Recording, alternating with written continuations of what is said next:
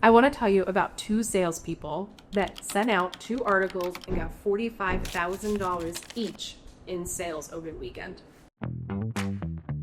You're listening to the Endless Customers Podcast, brought to you by the team at Impact. Endless Customers is the proven system to become the most known and trusted brand in your market. You want to start to learn the principles of Endless Customers and how you can implement them in your business? Pick up a copy of Endless Customers, a national bestseller wherever books are sold. Ready to start implementing Endless Customers in your business? Talk to Impact about how our coaching program can help you implement Endless Customers to success. And if you want to experience Endless Customers in person, do not miss our upcoming conference, Endless Customers Live, in Chicago, March 30th through April 1st, 2026. Registration is now open. And now, onto the show. Here's your host, Alex Winter. Today, we're diving into something that's becoming more and more obvious in the market. Buyers don't trust easily anymore. There's more noise, more competition, and more skepticism than ever before. And while many businesses are chasing attention, visibility alone isn't what builds a pipeline that actually closes. Joining me today is Ginger Henderson, coach here at Impact. Ginger works directly with business leaders, marketers, and salespeople across industries, and what she's been seeing is clear. The companies earning trust are the ones winning business. It's not just about where you show up online, it's about how you show up and whether buyers believe you can actually help them. Today's conversation is your roadmap for building connection, confidence, and consistency on social and beyond. So let's get right into it. Ginger, welcome to the show. Hey, thanks for having me. Thanks for being here. This is your first time on the show. It is really excited to be here. Yeah, we've been talking about this a lot, and I remember your first day coming into the office and you're like, I can't wait to get on the show. Yeah. Today's the day. Yeah. Here we are. So before we get into the topic for today, can you just set the stage and tell everybody a little bit about what you do here at Impact? Yeah, so I could end this customer switch here at Impact. I train our businesses on becoming the most known and trusted brand in their market using the Endless Customers framework. Excellent. Excellent. How long have you been here with the team? 6 months now. 6 months. Yeah. Also, It's flown by. we call it the Impact Vortex because we just go at light speed here, and it's a lot of fun. And Yeah. Like 2 months in, people were like, hey, bring your Billy for yours, right? that's how it feels. It does.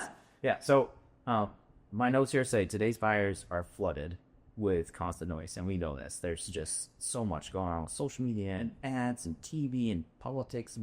There's just so much noise. Yeah. For businesses out there that are trying to cut through the noise and that are trying to build trust and meet people where they are, what do you recommend when you're on calls with businesses like this? Like, what does the conversation look like for you? Yeah, and it's all about not being the loudest, but being the most helpful. Really getting into your buyer's head, thinking about what they need, not what you need as business, not how you need more revenue, more clients, but what are the questions that they're actively searching in things like ChatGPT that you can answer that maybe other people aren't. And if you can start answering those, you can answer them fully and clearly with an education mindset, then you're going to become the most untrusted brand in the market. That's a big piece. Something that I hear over and over again from coaches, that when customers win with endless customers, it's not talking about me, us. Yeah. It's about everyone else. It's about meeting people where they are. Do you find you have to have that conversation a lot? Is that a struggle for businesses to make that shift? Yeah, because it's such a sales tactic, like an old sales tactic. Like a used car salesman likes to talk about the we language bot, right? And so when we transition into this new framework, we have to really point out the you language and remembering that this is a buyer's first model. Buyer first model. I love that. I really love that. So what kind of sales conversations or buyer behavior signals are missing when it comes to building trust? So when you're working with teams, you're working with companies, you're working with the sales team, you're working with leadership, how do you help them bridge those gaps to actually build trust and not just do the old car sales thing? It starts with getting them together. They need to be having discussions around what's happening in the first 15 minutes of your sales call that we can get ahead of. What questions do you have to answer over and over and over again that we can create content for, video or written content, and send out ahead of time so that the potential buyers coming in really prepared and confident to ask the questions that they need to close. Yeah, it's almost like automating some of the frequently asked questions. Exactly. And that happens in a revenue team meeting where you guys can fluently discuss that. And even just the sales team getting comfortable enough to send, hey, I had this conversation today. This would be a great piece. Can you add this to calendar? And having that dialogue happening between each other. Yeah, it's really interesting because I used to sell a little bit too in my previous work experiences. Yeah, and we have experience doing it, and I think everyone builds certain habits.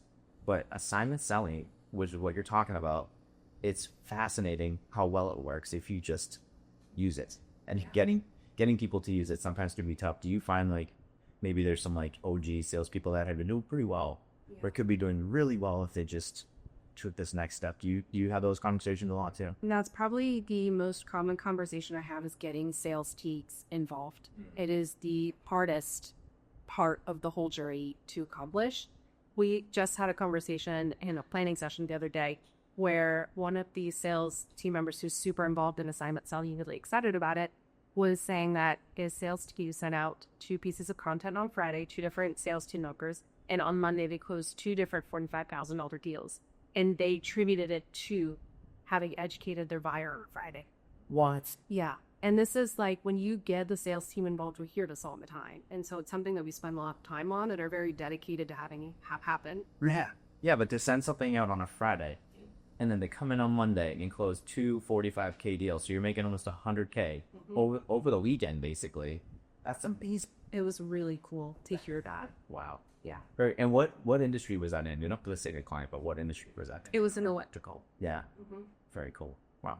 What I'm kind of going off script here, but you got me a real spin on. Let's do it. Yeah, well, you get to interface with a lot of our clients in a really meaningful and fun way. I'm like jealous. I would love to hear more of these stories. So Come to my calls anytime. can I really? Yeah. Awesome. Well, so I'm going to take you up on that, but also like, are there any other stories like that where maybe people were selling a certain way and then you started to help them understand trust signals and assignment selling and how like we was endless customers and they started closing the way of business because of it? We have a roofing company that has an exceptional videographer. Like they're getting people from the opposite coast saying, hey, we know you can't service us, but who would you recommend because your content is so good? Wow. But their sales team refuses to use any content. Like we've been doing this for a year and a half now and they just won't do it. And so there's such a missed opportunity there for them. And that's I see a lot of. Yeah. I think that's a good example to paint that picture that when you have great content, the trust that it can build, even if it's not in your geo region, you still have people that are like, help us make a buying decision. But then you got to bridge that gap with your sales team. You mentioned earlier Revenue Squad. Yeah. And can you just for everyone out there explain a little bit about what the Revenue Squad is? Because we have imported this here at Impact. Yeah, we tell all our clients to do this, but like sales and marketing need to be friends. And that's exactly the goal of it, right? You just come together and talk through what you're seeing. You tell them the content that you've written so that they can implement it into their sales system. And then they tell you, hey, these are the questions that we really could use some content because we keep being asked it. And it's going to save us time. And that's like a huge upfront benefit. But then as you follow the data, you're going to see that it's also about being able to deals faster. For sure. Yeah, for sure. So when you say content, I know it's like content is a big word. It's like, are we talking about blogs? Are we talking about video? Are we talking about website? Maybe can we start with a website? What do you recommend for building trust for people onto websites and for building content around the website? Following the Storygram framework for sure, starting with that, and then implementing into video. So my favorite thing you can do on our site is when somebody goes to your landing page, you walk them through, they can expect it, they fill out. Because we've all been there where we're really curious about a service, but we don't want to give you our phone number because we don't want to be called 100 times. We're busy, right? Or get spammed and have 1,000 emails in my inbox. I want to know that I can trust you, that you are aware of my pain points and my concerns. And so that is where you were to pick just one thing for your website that you could do today. That's what I would choose. Is a video on your landing page. Yeah, videos. It's I forget the exact numbers, but when you have a video on a landing page like that, the conversion rate exponentially goes out. It's unbelievable the difference. Like we A/B tested this time and time again, and it doesn't matter what industry, B2B, B2C, it really does make a difference. It does. What else for website content would you say is important for people to be thinking about just to build trust and create those trust signals? Industry disruptive content. So what are your competitors not willing to say? And if it makes you just a little bit nervous to say it, do it. And that's the sign that you found a good content topic that you should be writing about. Think about your buyer's concerns, then Ruby will answer. And that's what you need to be putting on your website. I love that. Which it can be a little scary. I think for people to kind of step out of that mold. But if you're going to disrupt and you really want to build trust, people are thinking about those questions and they want those answers. And if you don't give it to them, it's like pricing. Everybody thinks I shouldn't say pricing, but here's the thing, right? your competitors know your price. They're aware, they're doing the research. It's not a secret. So give it up front, be transparent about that. Yeah. What about social media? I feel like that's something, we talk about video a lot. We talked about blogging. We have a lot of AI experts on the show. What about social media? I feel like that's a topic that you can really hit. This is my favorite topic. Yeah. Aside from AI. Well, and I know this because we've talked about this ad nauseum almost, right? But like, how do you connect social media and those dots with the rest of the content mix that becomes part of your endless customers ecosystem? Yeah. So let's start with, because I know a lot of people hear this, and a lot of them are in roofing industries or electrical industries, and they're like, I don't need to be on Instagram. Like, it's not. I'm not trying to be an influencer, right? That needs to not be in your head. That gets a big. That gets a big ad because now Google has made it so Instagram is searchable, right? And so now we have a totally different strategy that we're rolling out where we want all of our SEO to be showing up on Instagram. So I'm not worried if you get 100,000 views or, 10,000 followers. What I want is when somebody search best roofer in Connecticut, I want you to show up, and I want it to be your Instagram post that is a reel of the video where they're influencing with your faces and then with your brand's voice and the building trust that way. Right. And so that's where I think before we can even dive into social, I want our listeners to know that it is now important to be on there for a whole nother reason than it used to be. Well, I like what you said too, but I think a lot of people, and I've been falling into this trap where like you think about social media as like you have to go fight it. You need to have 1 million views and it has to be these huge numbers. And we talked about this where like you'd rather have 100 views, but you get 2 or 3 clients out of it, or you get 2 or 3 really great conversations that start to build trust, versus 1 million views where nobody interacts other than like thumbs up or hearts or whatever. Yeah, I was doing an audit for a client and I was looking at their TikTok and they have about 2 million views and the 200,000 likes on that little top bar that shows you that, right? Yeah. And I was like, interesting. Should they be on TikTok? Because their viewership would seem to be on TikTok. And as I was doing more digging, I'm like, it's just from one reel where they did something kind of silly that wasn't even relating to their business. Right. And it just took off. Right. And so when you're thinking about social media strategy and like, what is the KPI that I want? I always look for website. If you're driving people from social to your website, then you're doing a good job. That's the goal. That's a really good point. For the website piece, right? So that you're going down this customer journey of, I saw you on IG, I saw you on TikTok, I took the next step to go to your website.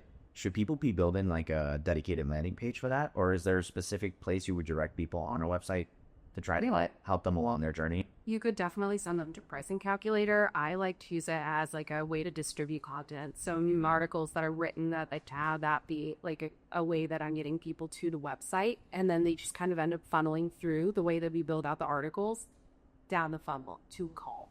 You want to think about it, where are they at in their journey? Well, they're not even really in our funnel yet when they first find us. So how we nurture them, right, and now we get them, get their phone number, get them to that conversion. Yeah, that's a big piece. Social media is top of the funnel, but it's a great way to organically pull people into your sales funnel, but doing it in a way that builds trust and that has good content that meets them where they are. So it doesn't feel like you're pitching them or selling them, right? Yeah, and building brand awareness too, just so important. And getting pulled into things like ChatGPT, so Reddit, which I knew her to. I don't know if you're a big Reddit guy. I used to be, and then for years I was like, it kind of fell off the map. I feel like now with AI, I'm on Reddit more often than for a bit. It's pulling in best of recommendations all the time for clients. And so there's a whole Reddit strategy that needs to start happening that wasn't there before too. Mm-hmm. You had mentioned IG in the search piece, and we're talking about Reddit too. What other platforms do you recommend when it comes to social media? Oh man, you got to really think about your buyer and where they are. So if your buyer is, 50 plus, they're probably on Facebook. If you're more business, B2B, you want to be on LinkedIn, probably also on Facebook. Instagram tends to be 30 plus. That's where I would put you. And then TikTok, if you're dealing with anybody who, like maybe you're an adolescent, mental health for adolescents, then you would want to be on something like TikTok. So if you're trying to get kids to notice you, or even like 25 and under, TikTok's a really good spot. But for the most part, Facebook's always a good choice to start. Get your audience data from Facebook, and then you can kind of branch out to other platforms. Yeah, that makes sense. And it sounds like it's really important to think strategically as a team as to like where your audience are, where your key demographics are, so that you can start to push in that direction and figure out the platform that's going to work best for them. Yeah, not because you're on Instagram and you want to be on Instagram. Exactly. It's a strategy, right? Otherwise, we are just wasting our time to work out, like, just try to go viral. Yeah, we want to really have strategy in place that is to get in front of the right people and to benefit our ideal client. Yeah. So I have a really good question here. It says, what trust building content formats or approaches stand out the most right now? And you had said something earlier. I'm not going to answer for you, but we were talking about self-service, especially in pricing calculators. What other self-service tools and like what other contact formats think you will be using to continue to build trust? Self-service keys are always fantastic content. Yeah, I would definitely encourage you to have at least one, if not several of those. I just think anything in this is wrong. Anytime you're going to say something and others aren't going to say, I know we kind of beat it over the head, but it's because it works. And if you can post that, then you're going to get the traffic. I also am a huge fan of competitor or comparison articles. Yes. So we can get their keywords. We can do some cool stuff with that. But people are really hesitant to write those types of articles because they're like, I don't want to mention my competitor or bring awareness to them. People are already searching it.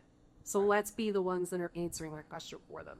Yeah, that's right now my biggest thing with AI is I use it for comparisons because I know it's just going to give me that information. And that's what I want. I think that's what a lot of people want out there. So how do you get businesses to understand that and go like, hey, it's important to talk about our competitors. It's important to talk about our price, even if it's just a range, but like we have to give people that information. Like, how do you get people on board? Like, because I'm sure there's a bit of a struggle there.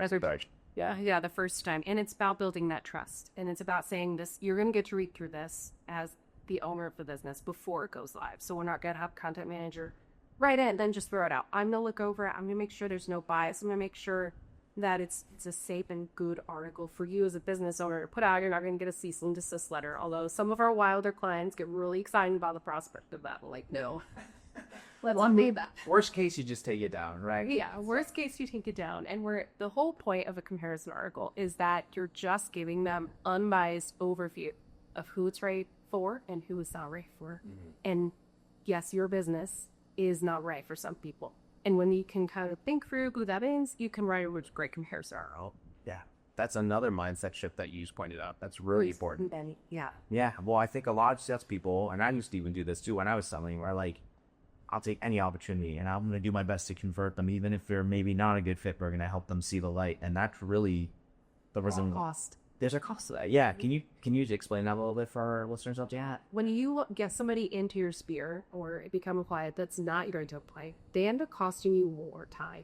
They end up costing you more in your resources. Or you have to restructure your entire program or your entire company to fit this one client, and it ends up not being very good on your ROI. Right. And it's taking time away that you could put into benefiting your ideal client. So you have to be really comfortable saying no to the wrong client. And that's where the comparison article can be a really good talking point for you and your team. Who is not right for us? Who can we pull out with sales process? Who have we worked with before? Who have we said yes to that, hey, this is not a good fit. We should not say yes, and why? Mm-hmm. And then use that to help you write a good comparison article. Now, is that something, the conversation you have in like the revenue squad meetings still between your coaching? Okay, so your coaching companies, because I feel like sales TVs obviously have the pulse on what people are saying. They're at this week, they know what's going on. Yeah. And marketing needs that content in order to create more to help support. So like, how do you have those conversations to facilitate those? So you have like real data. So to help maybe you will have to. Yeah, you need like a champion of this framework who's going to sit down and kind of lead those conversations and know where you're going and have the questions in mind. Like, we need to figure out who we're not for. What can I ask? What have you seen? Where can we fill in gaps that kind of filter out the raw leads before they get all the way to our sales team? And you have to kind of dissect some of those sales conversations that you have in the past and just be really honest with clients, that even current clients, like, hey, this wasn't a good fit. Here's why. Mm-hmm. Do you have your marketing team, or you role play, or you watch game tape basically? Like, do you do some of those exercises to just like really study and understand what's working versus what's not? I really encourage all of our teams to do that. Yeah, you're not role playing. There's huge disconnect in where you could be and where you are. Mm-hmm. You have to role play and you have to do it with each other. And in fact, the more people that can role play within your company, the stronger we're going to become as a sales leader and as a sales team. And so that's a great point. And you mentioned the word champion. So does that have to be on leadership team? Is that a salesperson? Is that a marketing person? Does it matter? Is it all three? Like, what does that mean as far as like getting somebody to really own the endless customer system and make sure that like everyone's tracking or excited to do it or excited to implement it? Let's talk ideal. It would be one on each team, right? So the leader has to be excited and involved, and he has to be making sure it's culture wide. It's not just something that the content manager owns and kind of dies after that, right? The sales team has to have a champion too, especially if there's some friction to be bought into the system. Some sales teams are super excited. Some of the more seasoned sales teams have a harder time adopting a new framework. And so you can have a champion that makes sure that you are implementing assignment salary, you're sending out the content, you're having really good revenue team meetings, and holds everybody accountable. That's kind of the word we need, right? That accountability within the organization. Then I would say it would be an ideal to have someone on the sales team. Yeah. Okay. That makes sense. Accountability is a word we say a lot here on the show. And it's, I think, an instrumental word for implementing the endless customer system because it's not easy. It takes work. And it's not something that anyone out there could read this book and start to try to implement it. But you definitely need to have an accountability partner. And I feel like you as a coach, that's a key goal for you. That's what you'd be comfortable. Would you say that's fair to say? Absolutely. Yeah, it's helping alleviate some of those concerns over implementing and writing about challenge your topics. And there's a fear to stepping into a new framework or a new way of doing marketing. It's scary and it's hard. And so you have a team that's guided back and everybody is brainstorming, excited and becomes a little bit easier. Yeah. And when you have a coach, it becomes even easier because if you're worried or nervous about an idea not being your right direction, you've got somebody kind of a good overview of your business and your competitors that can help guide and direct you. Totally. This is, I'm going off script again because you have my wheels spinning here and it's got me thinking about what was it like for you coming into Impacts, being coach and executive coach and reading Endless Customers, given your previous experience, like what was it like reading it and going like, did you have some of those light bulb moments and going like, oh, this is definitely something that's making you excited? I mean, obviously because you're here, but like, can you tell us a little bit about that? So that's a great question. Actually, I wish I had a cool answer for you, but it's kind of a cool answer. I was doing coaching before in my own business and I was helping, it was in the life coaching industry and people like trying to make their career there. So that's what I was doing prior. But my style has always been they ask you answer before I knew what they asked the answer. I didn't have the big five, right? But I was like, why are we not answering these questions? Why are we not being more transparent and honest with our clients about what it's like to get a life coach or how to afford a life coach or all the things, right? And so coming into Impact is very natural. And it was really exciting to see that somebody was able to kind of take my thoughts and beliefs as a marketing person and as a coach and turn that into a framework. Yeah, I felt the same way.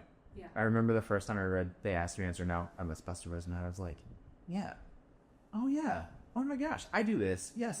It was just like there was a lot of things that made sense, and it just was very clearly put together in a system. And somewhere like an EOS or a story rent.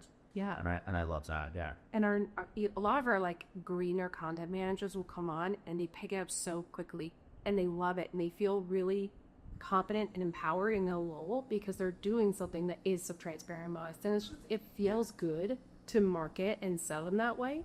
And so it's been really fun to come on and not only do it myself, but then have the opportunity to teach some of the others to do the same. Yeah, absolutely.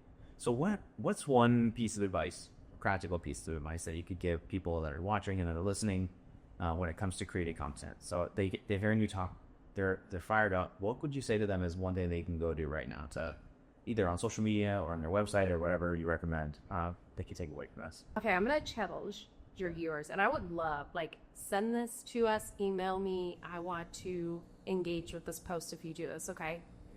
Put out a reel on Instagram. This is an SEO strategy. Just pull some keywords, throw it up there, 60 to 90 seconds, don't overthink it, right? Perfection is big death of progress. Just do it and get it up and start there. Just take that first step. Think about what do my buyers need to know? Here's a good keyword. We just start implementing it. Don't overthink it. Have some fun with your content. That's a great piece of advice. I think a lot of people are scared to take that first step. And I know I overthink, and I want everything to be perfect. And it's like we share that in common. Yeah, but we do. But also, I love what you said. Perfection, that complex kills progress. Yeah. So you have to just put it out there. And honestly, I think some of that perfection is me wanting it to be the way I think it should be. And the truth is, how I feed it should be. It's not what matters. It's what the people that are engaging with it are, and what they or what they need. So it's just time switching that mindset. When you start doing it for someone else, you stop hoarding about being perfect, and you just want to be present for your potential buyer. So lean into that a little bit. And my last tip is post natively to the app, because we've been testing this with all of our clients, and anybody can use this a third-party app. Their reach is hurt, their engagement's hurt. Facebook wants to go to Facebook, right? Like all the platforms are like that. So if you're going to do this little challenge, you should make sure that you post natively of the app. That's great advice. And it does take a little bit more effort, because the third-party apps, it's so much easier to just set it up once and then send it to all the different platforms, but it clearly works better if you stay in app and you use it natively. Yeah, and it doesn't take that much time. Meta's got a good scheduling system. And schedule it up just like you would have in another app, but yeah. Yeah. I have one more social media question, because it works. Oh my God. I know you know a ton about it. So what do you do if you're using one of those third-party apps and you're trying to post everywhere? You're like, I'm going to use TikTok, Instagram, YouTube Shorts, LinkedIn, and I'm going to hit everything. Is that the right mindset? Of course. Okay, so what? Do it extremely well, do better than anybody else. Okay. See the ROI, dig into what are people liking, what's my audience demographic, and then branch out. But even little things like people will post on Instagram and he'll put link in bio, and then it auto posts to Facebook. But guess what? Facebook doesn't have a link in bio. Mm-hmm. Now you've broken buyer trust, because you're not taking the time to show up for them. But pick one, do it better than anyone else, then branch out. All said. Yeah, I'm going to take your advice. And I think a lot of our listeners are too. Yeah. It's so easy to want to be like, I made this video, I should now throw it everywhere. But you did just the... Well, this has been a great conversation. Thank you so much for your time. This is my favorite part of the show. We covered a lot of ground today, talked about a lot of really great things. What's the one thing you think people should take away from this conversation? If nothing else, what do you want them, signing up and having your head for this conversation? Oh, I know exactly to take away. Show up for your buyer. Stop thinking about what your business leaks, get about what your buyer needs. You do it better than anyone else. And you can't not win. Mic drop. Mic drop. Done. Had to have my moment. That was great. There's your Instagram reel. That's it, right? We're going to totally, awesome. We're definitely going to use that. Well, Ginger, thank you for your time. Yep. First time on the show, certainly not your last time on the show. Sure. Awesome. Well, for everybody that are watching and listening, this is Endless Customers. I'm your host, Alex Spencer, and we will catch you on the next episode.